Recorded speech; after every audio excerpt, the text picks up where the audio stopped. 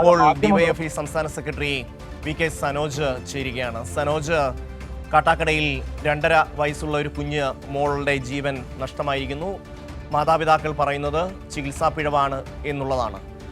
നമ്മുടെ മാധ്യമങ്ങളും അതുപോലെ തന്നെ പ്രതിപക്ഷവും കഴിഞ്ഞ ദിവസങ്ങളിൽ ഉണ്ടായിട്ടുള്ള ഒരു സംഭവത്തിൻ്റെ പേരിൽ എന്തുമാത്രം വലിയ ഒരു പ്രതിഷേധം ഉയർത്തിക്കൊണ്ടുവന്നു. നമ്മുടെ സംസ്ഥാനത്തെ സർക്കാർ ആരോഗ്യ മേഖല അപ്പാടെ കുഴപ്പമാണെന്ന് വരുത്തി തീർക്കാനുള്ള എന്തുമാത്രം പരിശ്രമം നടക്കുന്നുണ്ട്. ഇവിടെ പക്ഷേ ഒരു പ്രതികരണമില്ല, ഒരു പ്രതിഷേധവുമില്ല. സനോജ്, ഏറ്റവും ദുഃഖകരമായ വാർത്തയാണ് രാവിലെ നമുക്ക് കേൾക്കാനിടയായത്. ഇത്തരം സംഭവങ്ങൾ ആവർത്തിക്കാതിരിക്കാനാവശ്യമായ കർശനമായ നടപടികൾ ഗവൺമെന്റ് കൈക്കൊള്ളേണ്ടതുണ്ട്. ആവശ്യമായിട്ടുള്ള നിയമ നടപടികൾ തന്നെ സ്വീകരിക്കേണ്ടതുണ്ട്. ഇവിടെ നമ്മുടെ കേരളത്തിൽ മറ്റ് സംസ്ഥാനങ്ങളെ അപേക്ഷിച്ച് നോക്കിക്കഴിഞ്ഞാൽ പ്രത്യേകിച്ച് സർക്കാർ മേഖലയിൽ ഇത്തരം ചികിത്സാ പിഴവുകളുടെ ശതമാനം വളരെ കുറവാണ്.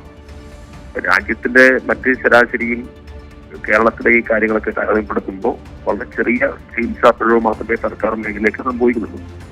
പക്ഷെ ഇവിടെ സർക്കാർ മേഖലയിൽ ഉണ്ടാവുന്ന ഒരു ചെറിയ ചികിത്സാ പിഴവിനെ വലിയ സംഭവമാക്കി ചിത്രീകരിച്ച് സർക്കാർ സംവിധാനം മുഴുവൻ പാളിയിരിക്കുന്നു, സിസ്റ്റമാകെ പരാജയപ്പെട്ടിരിക്കുന്നു എന്ന വലിയ പ്രചരണമാണ് കഴിഞ്ഞ ദിവസങ്ങളിൽ കണ്ടത്. ഞങ്ങൾ ആ ഘട്ടത്തിൽ പറഞ്ഞത് യഥാർത്ഥത്തിൽ കേരളത്തിൽ പൊതുജനാരോഗ്യം അത് സംരക്ഷിക്കാൻ വേണ്ടി സർക്കാരാണ് മുൻകൈയെടുക്കുന്നത്. സർക്കാരിന്റെ മുൻകൈയിൽ ഈ മേഖലയിൽ നടന്നുകൊണ്ടിരിക്കുന്ന മാറ്റങ്ങൾ ഈ സ്വകാര്യ കച്ചവട രോഗികൾക്ക് വലിയ തടസ്സമുണ്ടാക്കുന്നു.